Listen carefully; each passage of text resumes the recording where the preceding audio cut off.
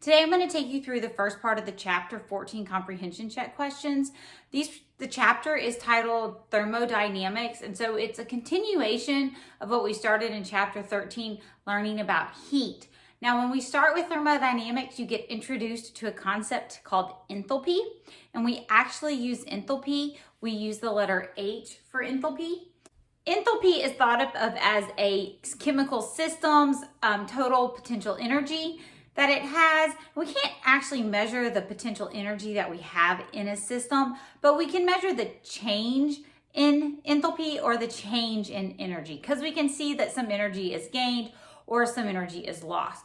And so when we talk about enthalpy, we're always going to see a delta H for enthalpy, and that's because we're measuring the change in enthalpy. And so when you have a number of enthalpy, it'll be in kilojoules per mole.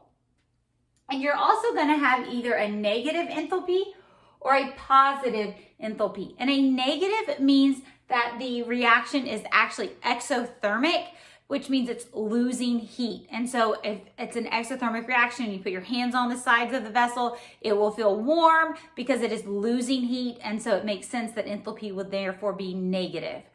And when we have a positive enthalpy, it means it's pulling energy into it. And so therefore we actually have a positive delta H, and that is an endothermic reaction. So comprehension check number 1 has 3 parts to it. It gives us it's essentially 3 chemical reactions, and they calculated the enthalpy for it, or the heat transfer that has happened in these 3 chemical reactions. It asks us to decide, is it an endothermic? Is it an exothermic? And then the second part, it wants us to identify which reaction would feel the hottest. So the second part, it says, assuming there's equal amount of moles of each, which reaction would perform at the hottest temperature. So to determine endothermic or exothermic, you're going to be looking at the sign in front. So anytime you have a negative delta H, you have an exothermic reaction. So this one is exothermic. And for this delta H, we have a positive, so it's endothermic. And for the reaction in C, it's negative again, so it is also an exothermic reaction. Part B of this says that we're going to assume we have an equal number of moles of all of these reactions, and so which one gets the hottest? Well, for this one, where it is endothermic, I know endothermic actually feels like it's getting cooler, so it's not going to be the hottest. So let's look at these. Since we have the same amount of moles or the same amount of chemicals reaction, so the one that is going to get the hottest is going to be the one with the highest number. So it's like has the most heat going through it. And so it would be this one, the negative 16.8. Yes, I know that negative 16 is technically a smaller number than negative 1, but if you'll remember for this, the signs are just telling us if it's endothermic or exothermic. It's actually the number that is telling me the amount of joules that is being transferred. So remember, enthalpy is a measure of like heat that is being transferred or energy that is being transferred in the reaction. And in the last chapter, we talked about how most of the energy is stored in the bond. We're going to use 2 ways to calculate the enthalpy change, but the first one is using bonds or bond energy. There is a table on page 420 of the textbook that we will use frequently to calculate bond energies. And this is not information that you're expected to memorize, at least for my class. You can always use the table in your textbook. Even on the test, you can use this table. So when we're calculating the delta H with bond, we have a simple equation, and it tells us that the delta H is equal to the energy that is needed to break the bonds. And then we're going to subtract the energy that we're going to be using to make the bonds. And so we're going to get a total change of the energy.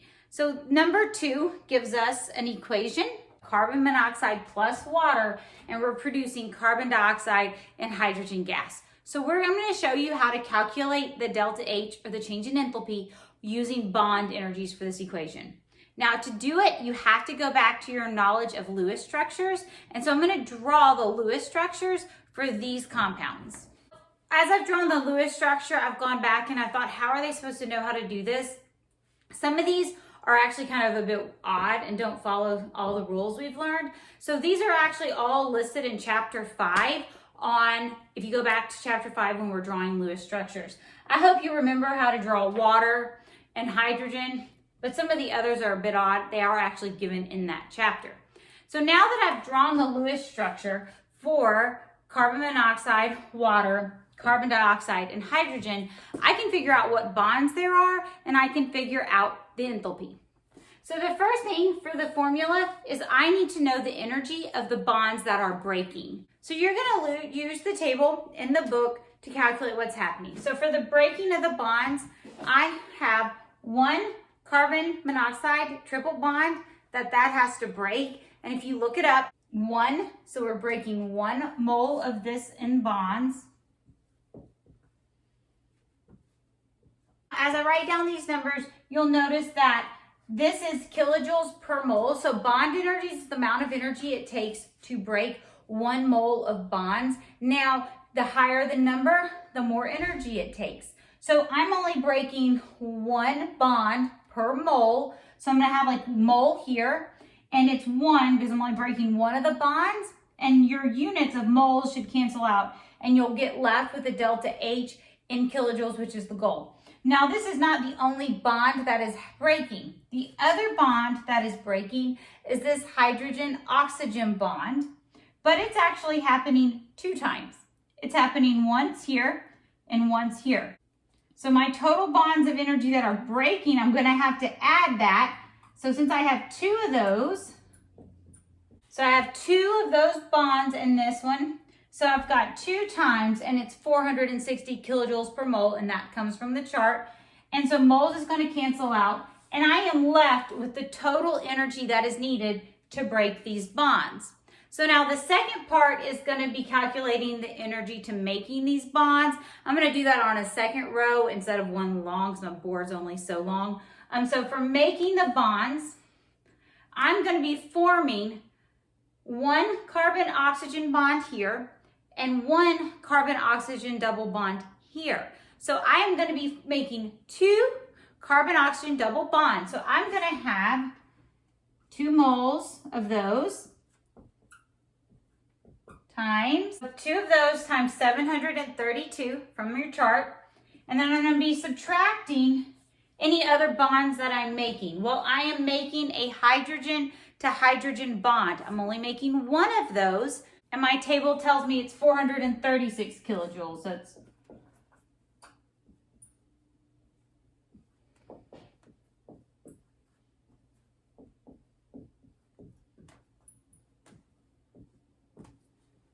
and moles cancels out. And so now what you're going to do, and it gets a little confusing, of 1,072. And you're going to add that to 2 460s. And then you take away 732. And there's 2 of those. And then you're also going to take away 1 436.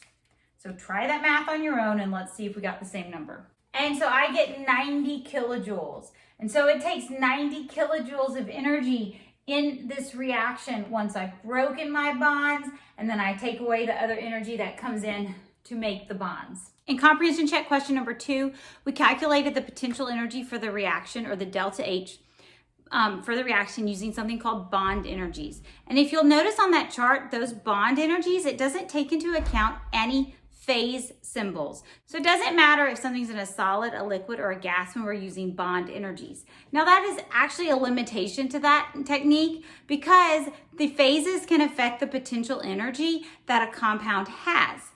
And so one of that limits bond energies. They could always be slightly wrong.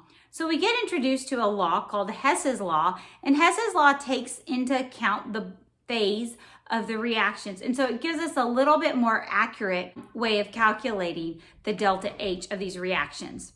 With Hess's law, you get a symbol that's delta H with a little bit of an F, and there's a weird degree symbol up there. So it looks a little bit odd, and it may be too small for you to really see, but it's the energy that's calculated in the formation. So that's where the F comes from. It stands for formation, which is basically just forming these compounds. And then the degree is because this happens at up to 25 degrees Celsius, or 298.15 kelvins, and that temperature is picked because these were calculated in a laboratory setting, and most labs do these experiments at that degree, at that temperature. When you're calculating using phase changes, somebody has already gone through and determined the energy that is needed to either make these bonds or break these bonds of different phases in labs. And so you have a new chart to look at on page 424. And on that chart, you can see the phase changes. You can see the gas, the solids, and the liquids. And so this is, once again, energy per mole of what these compounds take to form. And so we're going to get introduced to this equation here, and it's called Hess's law. And basically what we have is this little c is the number of moles. And this is like the delta H, or the amount of energy for that compound, and you're going to get that from the chart in the book. Now, this is basically since we're forming all the products, so you're going to have the energy made for the products minus the energy that was used in the reactants. And so we're going to do an example of these to try to help show it. This is just a different way of calculating the energy, or the potential energy difference that is in this equation. Question number 3 tells us to use Hess's law. It tells us to calculate the delta H of this equation, and it tells me it happened at 25 degrees Celsius, so I know I can use Hess's law. And so I'm going to calculate through for all the parts of this equation, and let's see what we get. Now, in the formula, we have 2 products, and in my formula, I only have 1 product, but that's okay. I'm just going to figure it out for that 1 product. So in my product, I have 1 mole of NH4Cl, and it's in the solid state. So you're going to go onto your chart, and you're going to look and see what 1 mole, so I have the number of moles, which is just 1 mole, and you're going to multiply it by the energy for NH4Cl, and it's solid, and it tells you it is, and that is negative 314.6 kilojoules per mole. So moles is going to be canceled out, and you're left with your kilojoules. So now I'm going to only have 1 product, so I don't have 2. Now I'm going to subtract for the reactants. So for the reactants, I still only have 1 mole, and I have of HCl. So for HCl in a gas form, the delta H of formation is 92.3, and so it's a negative 92.3. So now I'm also going to continue on and subtract more for the other reactant, which I have 1 mole of NH3. So 1 mole, if I look on my chart, I have negative 45.9 kilojoules per mole of NH3. And make sure you're looking at the gas on there. And so moles cancels out. And so it looks a little confusing because here we have 1s. So if you were to put this into your calculator, you have negative 314.6 minus negative 92.3 minus negative 45.9. And you get an enthalpy change of negative 176.4 kilojoules. Question number 4 wants you to calculate the enthalpy using Hess's law again, but it's for the complete combustion, and they give you C2H6 gas. So now you're going to have to pull back your old knowledge and try to remember how to make the equation for a complete combustion reaction. I hope you remember a complete combustion reaction always reacts with oxygen, and that's a gas. Remember, phases are important. And it also produces carbon dioxide and water. And the carbon dioxide that we produce and the water are also in the gas phase. If you've ever lit something on fire, you know you're not going to be left with a puddle of water in the liquid stage at the end. It actually comes off as water vapor. So it's considered, it's in the gas phase. So you need to make sure that you balance this equation. And it's not. Or we have 2 carbons here and we have 1 carbon here. So put a 2 to balance your carbons. And let's look at our hydrogens. We have 6 hydrogens here. So I'm going to put a 3 there, so I have 6 hydrogens. Now as far as oxygen goes, I only have 2 oxygens on this side. But on this side, I have 2 times 2, which is 4, and 3. So I have a total of 7 oxygens there. Well, I would kind of want to put a 3.5 here because 3.5 times 2 is 7. But as you know, when we're dealing with coefficients, you cannot have a decimal. It has to be a whole number. So this is where we did the thing where we doubled everything.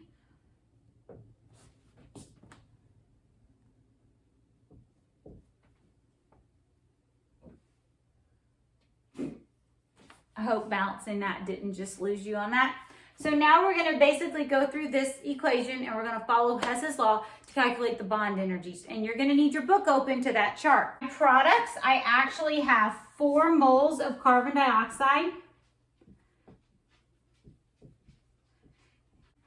So I have 4 moles of carbon dioxide, and my book tells me that carbon dioxide gas has a delta H of formation of negative 393.5.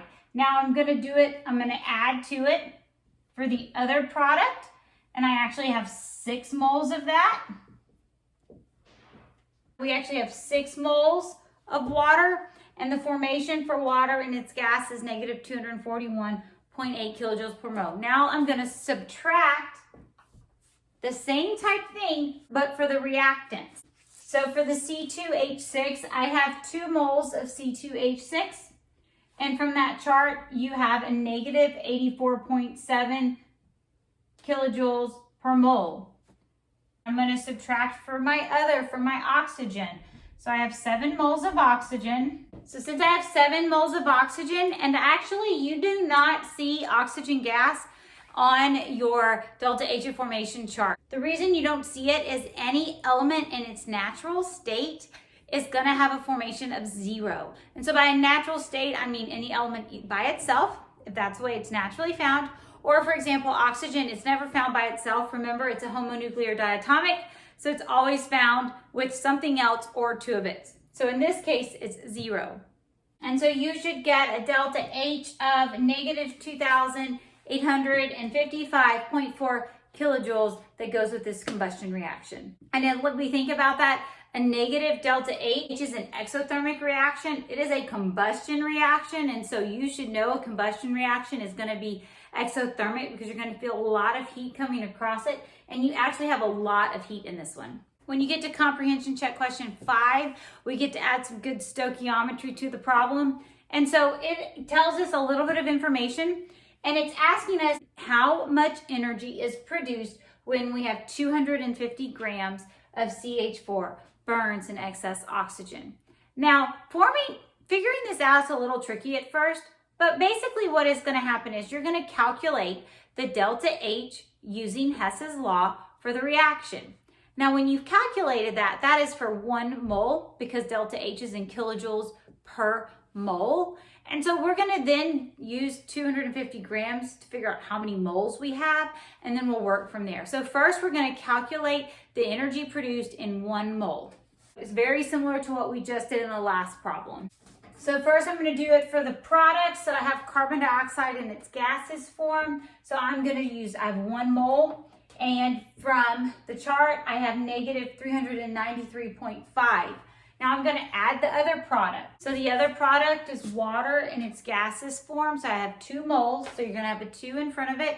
And it's negative 241.8. The moles is going to cancel out. And now I'm going to take away the reactants.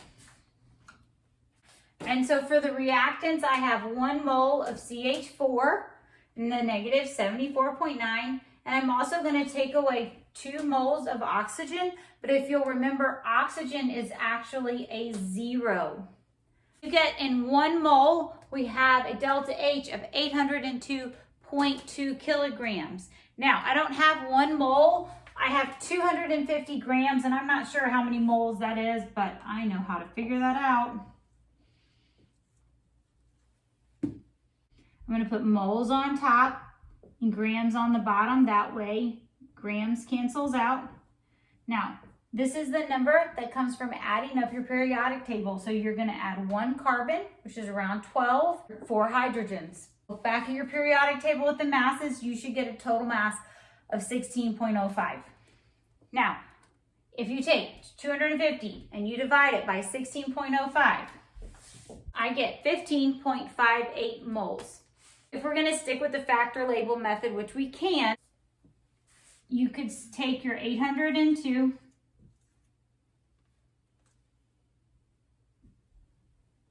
and this is kilojoules per mole. And I can multiply it by my 15.58 moles. Moles will cancel out and I'm left with the total kilojoules for the whole reaction. And you get 12,500 kilojoules. So what we did is we took our equation and we used Hess's law in the enthalpies of formation to calculate the total amount of energy produced in 1 mole of the reaction. But I was then able to figure out that I don't have 1 mole of the reaction in 250 grams. You actually have 15.58 moles. So you have 15.58 times this number, which is what I did down here, and that gives you the total amount of energy in the 250 gram combustion reaction. So the last question I'm going to go over today is question number 6. They give you 3 diagrams and I didn't have everything labeled, but essentially this is a diagram of 3 different reactions, and in its energy on one side in kilojoules, this is like time as the reaction goes on. And so for this one, as you'll notice, we have a hump of energy at first. And this is called the activation energy. And this is just the energy that's required to activate or get the reaction going. And so the first part of this question wants you to tell me which one of these is endothermic and which one of these is exothermic. So for this reaction, if you'll notice, I've got some energy. And when it comes out at the end, I actually have less energy at the end. Now, an endothermic reaction is gaining energies going into it, and an exothermic reaction is going to be losing energy. So this reaction is actually exothermic. And I can know that because the energy is losing. It's going down over the course of the reaction. And if you have a diagram for this one, our energy levels actually starts pretty low and it's gaining energy into the reaction. And so a reaction that gains energy is endothermic. And this one is also, the energy is lower at the end, which means it's released energy or it's let it off, it's lost it. So it's exothermic. So the next question asks which one releases the most energy. So of the ones that release energy, the exothermics are the ones that are releasing energy. And to figure out which one releases the most energy, it would have been better if I would have put all the information here. But let's look at the change of energy compared to each other. And if I had drawn all the numbers on here, this one releases 100 kilojoules of energy. And this one releases 200 kilojoules of energy. It has a bigger difference. So this one is releasing more energy than number 1. I think it's harder to see because I didn't do the best job of drawing it. And so the last part of this question wants to know which one of these would be the easiest to start. The easiest to start is going to be the one that requires the least energy into it. So it's going to have the smallest hump. And so the one that has the smallest one is going to be number 1. It's going to be the easiest one to start because there's least amount of energy to get the reaction going.